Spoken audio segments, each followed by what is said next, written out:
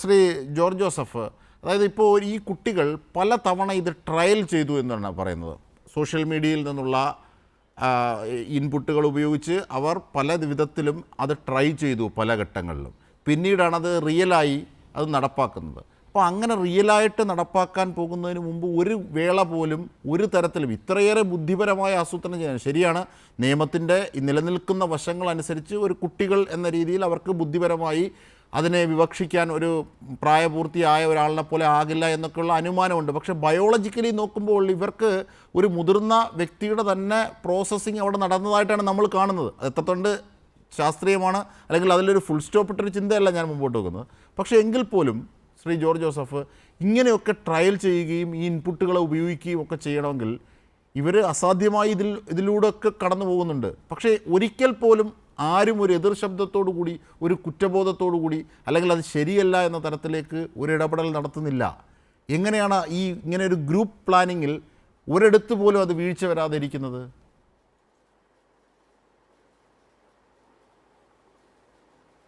അല്ല, നമ്മൾ ഈ ഒരു കാര്യം വളരെ വ്യത്യസ്തമായിട്ട് സമൂഹവും ഇവിടുത്തെ പുരോഗമന ചിന്താഗതിക്കാരും രാഷ്ട്രീയക്കാരും മതമേധാവികളെയൊക്കെ നമ്മൾ ഈ ഒരു ടിപ്പിക്കൽ കേസാണ്. ഡോക്ടർ അത് പറഞ്ഞ പോലെ ഒരു ടിപ്പിക്കൽ കേസാണിത്. ഇതാണ് നമ്മുടെ കുട്ടികളെല്ലാം ഡീവിയേറ്റ് ചെയ്ത് പോകുന്നതിൻ്റെ ഒരു സംഭവം. ഇതിൽ നിന്ന് നമുക്ക് കൃത്യമായിട്ട് അളന്നെടുക്കാൻ പറ്റും. കാരണം ഇതിനകത്ത് അവരിതിനു മുമ്പ് 2-3 അറ്റംപ്റ്റ് നടത്തിയിരുന്ന, കാരണം അതൊരു സിനിമയിൽ നിന്ന് വന്നതാണ്. ഒരു ഓട് പൊളിച്ച് കല്ലെടുത്ത് ഉറങ്ങുന്നയാളുടെ തലയിലോട്ടിടാൻ ഒരു അറ്റംപ്റ്റ്, അതൊരു സിനിമയിലുണ്ടായിരുന്നു. അങ്ങനെ ഒരു തമിഴ് സിനിമ വന്നിരുന്നു. അപ്പോൾ അതൊക്കെ ഈ കുട്ടികൾ ഇങ്ങനെയുള്ള കാര്യങ്ങളൊക്കെ വളരെ ശ്രദ്ധിച്ച് അത് പഠിക്കുകയാണ്. കാരണം ഇവരെ കൺട്രോൾ ചെയ്യാനോ ഇവരെ ഡയറക്ഷൻ കൊടുക്കാനോ മാതാപിതാക്കളും ഇല്ല, ബന്ധുക്കളും ഇല്ല, നമ്മുടെ സമൂഹത്തിലുള്ളവരും ഇല്ല. ഞാൻ അവിടുത്തെ ഈ ഒരു കരുവാറ്റായി നടന്ന സമയത്ത് അവിടുത്തെ ഒരു പഞ്ചായത്ത് പ്രസിഡൻറ്റും അദ്ദേഹത്തിൻ്റെ ഭാര്യ, പഞ്ചായത്ത് മെമ്പറും അദ്ദേഹത്തിൻ്റെ ഭാര്യയും പല സന്ദർഭത്തിലും ഈ ശിവൻകുട്ടിയുടെ വീട്ടിൽ ചെന്നിട്ട് അവരെ പറ്റിയുള്ള ഡീറ്റെയിൽസ് കളിക്കുക. അവിടെ വാടകയ്ക്ക് വന്നതേ ഉള്ളവർ. അപ്പോൾ ആ പഞ്ചായത്ത് മെമ്പർ എത്ര ഉത്തരവാദിത്വ ബോധം, ഇവർ ആരാണ്, എവിടുന്ന് വന്നു, എങ്ങനെയാണ്, അവിടെ ഒരു കുട്ടിയുണ്ട്, ഇതൊക്കെ അവർ മനസ്സിലാക്കി പ്രവർത്തിച്ച ആ 2 പേരെ ഞാൻ അഭിനന്ദിക്കുകയാണ്.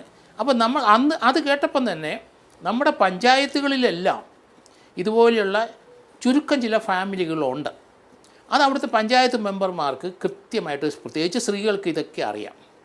അപ്പോൾ അങ്ങനെയുള്ള ഇതുപോലെയുള്ള കുട്ടികളെ നമുക്ക് ഒബ്സർവ് ചെയ്ത് അവരെ നേർവഴിക്ക് നടത്തിക്കൊണ്ടൊരു പഞ്ചായത്ത് തലത്തിൽ തന്നെ അത് വേണം. കാരണം കേരളത്തിലെ എല്ലാ പഞ്ചായത്തിലും 5-6 ഫാമിലി ഉണ്ടാവുക ഇതുപോലെ. കാരണം അതിനെ നമുക്ക് ഡയറക്റ്റായിട്ട്, അത് പഞ്ചായത്ത് മെമ്പർ, ഭൂരിപക്ഷം മെമ്പർമാർ സ്ത്രീകളാണ്, അതുപോലെ തന്നെ പുരുഷന്മാരും ഉണ്ട്. അവരൊക്കെ വളരെ സർവീസ് മൈൻഡഡ് ആൾക്കാരാണ്. ഇങ്ങനെയുള്ള കുട്ടികളുടെ വീടുകളിൽ പോയി അതുങ്ങളെ നേർവഴിക്ക് കൊണ്ടുവരണം. ഇവിടെ നമുക്ക് കൃത്യമായിട്ട് അറിയാം, ഈ കുട്ടി ഒരു നെഗ്ലക്റ്റഡ് ചൈൽഡ് എന്ന് പറയുന്നത്. ആ കുട്ടിയുടെ കൂടെ അസോസിയേറ്റ് ചെയ്തവർ 7 പേരും അങ്ങനെ തന്നെ കരുവാറ്റയിൽ വന്ന് ഓപ്പറേറ്റ് ചെയ്ത് അവരെല്ലാവരും ഒരേ ഗണത്തിൽപ്പെട്ട കുട്ടികളാണ്. അവരാണ് ഈ ഓപ്പറേഷൻ നടത്തി. വലിയ ആൾക്കാർ ചെയ്യുന്ന രീതിയിലുള്ള ഒരു ഓപ്പറേഷൻ അവിടെ വന്നു. അവരെ തടയാനും സത്യവും നീതി എന്താണെന്ന് ഇവർക്ക് അറിഞ്ഞുകൂടാ. ഇതിനൊക്കെ ഈ കുട്ടികളെ മാത്രം നമുക്ക് കുറ്റം പറയാനൊക്കത്തില്ല. കാരണം പേരൻസ് ഒരു 35, 40, 45, 50 വയസ്സിനുള്ളവർ ഇപ്പോൾ ജീവിക്കുന്നത് എങ്ങനെയാണ്? അത് ശ്രദ്ധിച്ചിട്ടുണ്ടോ നമ്മൾ? ലിവിങ് ടുഗദറാണ്. അത് സുപ്രീം കോടതി അതിനൊരു അനുമതി വന്ന് സ്വതന്ത്രമായിട്ട് അങ്ങനെ പോകുന്നതിന് തടസ്സമില്ല എന്നൊക്കെ പറഞ്ഞെങ്കിലും നേരത്തെ അത് റെസ്ട്രിക്ഷൻ ആയിരുന്നു. അത് ലിവിങ് ടുഗദറിൽ ഉണ്ടാകുന്ന കുട്ടികളുടെ ഉത്തരവാദിത്വം ആരേറ്റെടുക്കും? അങ്ങനെ ഉണ്ടാകുന്ന കുട്ടികളെ പലരും കൊന്നുകളയുകയാണ്, ഉണ്ടായ ഉടനെ കൊല്ലുകയാണ്. ഇപ്പം ഞാൻ SIT ആശുപത്രിയിൽ അവിടുത്തെ ആ ക്ലോസറ്റിനകത്തൊരു ജനിച്ച ഒരു കുട്ടിയെ തള്ളിക്കയറ്റി വെച്ചിരുന്നല്ലോ കഴിഞ്ഞ ആഴ്ചയിൽ. അപ്പോൾ പല സ്ഥലത്തും ഇതുപോലെ ഉണ്ടാകുന്ന ആരാണ് അതിന് ഉത്തരം? ഈ ലിവിങ് ടുഗദറിൽ ഉണ്ടാകുന്ന കുട്ടികളുടെ റെസ്പോൺസിബിലിറ്റി ആർക്കാണ്? മാതാപിതാക്കൾക്കില്ല. അവർക്ക് അങ്ങനെ ഒരു കുട്ടിയെ സംരക്ഷിക്കാനും കഴിയില്ല. അത് അവർ തള്ളിക്കളയും ചെയ്യും, അതിനെ കൊല്ലാൻ പറ്റുമെങ്കിൽ ധാരാളം സംഭവം. ഇത്തരത്തിൽ കുട്ടികളെ കൊല്ലുന്ന രീതികൾ ഉണ്ടായിരുന്നല്ലോ ശ്രീ ജോസഫ്. നമ്മൾ ആ ഒരു സങ്കേതത്തിലേക്ക് മാത്രം പോയാൽ ശരിയാവോ? കാരണം ഈ കുട്ടിയെ ശാസ്ത്രീയമായി എങ്ങനെ നോക്കണം എന്നൊക്കെ അറിയാവുന്ന തരത്തിൽ ഉള്ളവരായിരിക്കുമല്ലോ ഇത്തരത്തിൽ മാമൂലുകളെ ഒക്കെ ധിക്കരിച്ച് ഒന്നിച്ച് താമസിക്കുന്നത്. എൻ്റെ സംശയമാണ്. ഇല്ല, അവർക്കൊന്നും അറിവില്ല. കാരണം ഞാൻ പല കേസും ഇപ്പം കാണുന്നുണ്ട്. കാരണം കുട്ടികൾക്ക് സത്യവും നീതി എന്താണെന്ന് ഇതുവരെ അവർക്ക് അറിഞ്ഞുകൂടാ. ഈ പറ്റിച്ച് എങ്ങനെയെങ്കിലും പണം ഉണ്ടാക്കി ജീവിക്കുന്നത് മാത്രമേ അവർക്ക് അറിയത്തുള്ളൂ. ജീവിത രീതികളും അങ്ങനെയാണ്. ഇപ്പം തന്നെ ആ ഉപ്പുതറയിൽ നമ്മുടെ നാട്ടിൽ അവിടെ ഒരു സംഭവം ഉണ്ടായി. അവിടെ ഒരു മൈനറായ കുട്ടി ഒരു ചെറുക്കനുമായിട്ട് അടുപ്പം വന്നു കഴിഞ്ഞപ്പം ആ മൈനറായ കുട്ടി ഈ പറഞ്ഞു പോലീസിൻ്റെ അടുത്ത്, ഈ ചെറുക്കൻ പറഞ്ഞു കൊടുത്തു, അവൻ മേജറാണ്, അവൻ പറഞ്ഞു കൊടുത്തു അത് പിതാവ് ഇവളെ കയറി പിടിക്കാനും അവിടെ ബാഡ് ടച്ച് ഉണ്ടായെന്ന് പറയാൻ പറഞ്ഞപ്പം അവന് സ്വതന്ത്രമായിട്ട് പിതാവിനെ ഒരു കേസെടുത്ത് അങ്ങ് അകത്താക്കി 18 മാസം കിടന്നു ജയിലിൽ.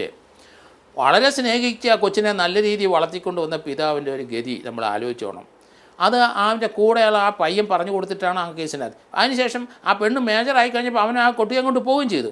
പക്ഷേ ഇന്ന് 18 മാസം കഴിഞ്ഞപ്പം ആ കോടതി കേസ് ട്രയൽ സമയത്ത് കോടതിക്ക് മനസ്സിലായതുകൊണ്ട് കേസ് വെറുതെ വിട്ടു. ആ പിതാവ് വീട്ടിലിരുന്ന് ഇന്നും കരഞ്ഞുകൊണ്ടിരിക്കുകയാണ്. പിതാവിൻ്റെ ഒരു മകനുണ്ട്, ഈ പെൺകുട്ടിയുടെ ബ്രദർ, അവന് 10ാം ക്ലാസ് കഴിഞ്ഞ് കോളേജിലും ഇന്നും പഠിക്കാനായിട്ട് ഇന്നും കഴിയുന്നു. ആ കുടുംബം കംപ്ലീറ്റ് ദുഃഖത്തിലും ആഴത്തിൽ നിൽക്കും, വളരെ സാധുക്കളായ. അതേസമയത്ത് നമ്മൾ ഇവിടെ കണ്ട കായംകുളത്ത് ഒരു പെങ്കൊച്ചിനെ എടുത്ത് മറ്റേ പയ്യൻ പറഞ്ഞു കൊടുത്തു. ആ പെൺകുട്ടി ഈ ചില പ്രശ്നങ്ങളൊക്കെ ഉണ്ടായപ്പം അതിനെ ഹോസ്പിറ്റലിൽ കൊണ്ടുപോയപ്പോൾ പേരൻസിൻ്റെ അടുത്ത് പറഞ്ഞു, ഇവൻ പറഞ്ഞു കൊടുത്തു ഞാനാണെന്ന് പറയണ്ട ആ കുട്ടിയെ പീഡിപ്പിച്ചത്. അത് അവിടുത്തെ 75 വയസ്സുള്ള ഒരു സെക്യൂരിറ്റിക്കാരനൊരു പാവം പിടിച്ച് അവിടെ നിൽപ്പുണ്ട്, അയാളാണെന്ന് പറയാൻ പറഞ്ഞു. കുട്ടി അത് പറയുകയും ചെയ്തത്. അയാൾ എത്ര നാൾ, അതും ഏകദേശം 1.5 വർഷം അയാൾ ജയിലിൽ കിടന്നു, 22 മാസം കിടന്നു. അപ്പം നമ്മുടെ സമൂഹത്തിൽ കുട്ടികളുടെ വളർച്ച ഈ രീതിയിലല്ല. സത്യവും നീതിയൊന്നും അവർക്ക് അറിഞ്ഞുകൂടാ. എങ്ങനെയാണ് ജീവിക്കേണ്ടതെന്ന് അതുങ്ങൾ നമ്മുടെ പേരൻസ് കാണിച്ചു കൊടുക്കുന്ന മാതൃകയാണത്. ഭൂരിപക്ഷം പേര് അങ്ങനെയാണ് കാണുന്നുണ്ട്. അവിടെ ഇവിടെയൊക്കെ കുഞ്ഞുങ്ങൾ ഉണ്ടായിക്കഴിഞ്ഞാൽ അതിനെ കൊന്നിടുന്നതൊക്കെ ഇതുങ്ങൾ കാണുകയില്ലേ.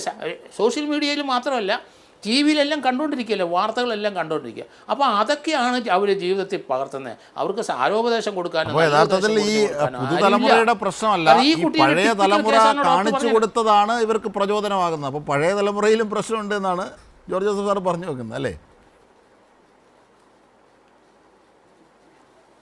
അല്ല, ഞാൻ അത് തന്നെയാണ് പറയുന്നത്. കാരണം ഒന്നാമതെ ഈ കുഴയായിട്ട് നടക്കുന്ന ഒത്തിരി പേരൻസ് ഉണ്ട്. കാരണം അവർ മദ്യപാനികളും ഡ്രഗ്സ് അടിക്കുന്നവരുമാണ്. അവർക്ക് വേറൊരു ചിന്തയില്ല. മക്കൾ വീട്ടിലുണ്ടാവുക, അമ്മമാർ അതിനെ വളർത്തും. അമ്മമാരും ഈ രീതിയിൽ പോകുന്നവർ ഇപ്പോൾ ആ സമൂഹത്തിൽ കൂടി വരികയാണ്. അപ്പം പൊതുവെ നമ്മൾ നോക്കിക്കഴിയുമ്പോൾ നമുക്ക് ഈ കോവിഡിന് ശേഷം കുട്ടികൾക്ക് ആർക്കും ഈ മൊബൈലില്ലാതെ ജീവിക്കാൻ, ക്ലാസ് അറ്റൻഡ് ചെയ്യാനൊന്നും പറ്റില്ല. ക്ലാസ്സിലെ സാറന്മാരും ടീച്ചർമാരും ഒക്കെ മൊബൈലിൽ കൂടെ പിതാവിനും അല്ലെങ്കിൽ മാതാവിനും അവർ ക്ലാസ്സിലെ വിവരങ്ങളും കാര്യങ്ങളെല്ലാം ഇട്ട് കൊടുക്കുമ്പം കുട്ടികൾ ക്വസ്റ്റ്യനും ആൻസറും ഒക്കെ ഇട്ട് കൊടുക്കുന്നുണ്ട്. അപ്പോൾ കുട്ടികൾക്ക് അത് നോക്കാതിരിക്കാം. അപ്പോൾ ഈ മൊബൈൽ ഫോൺ ഒഴിവാക്കിക്കൊണ്ടൊരു ലൈഫ് ഇനി ലോകത്തിലില്ല. അപ്പോൾ അതിനകത്ത് നമുക്ക് ജീവിച്ചേ പറ്റുള്ളൂ.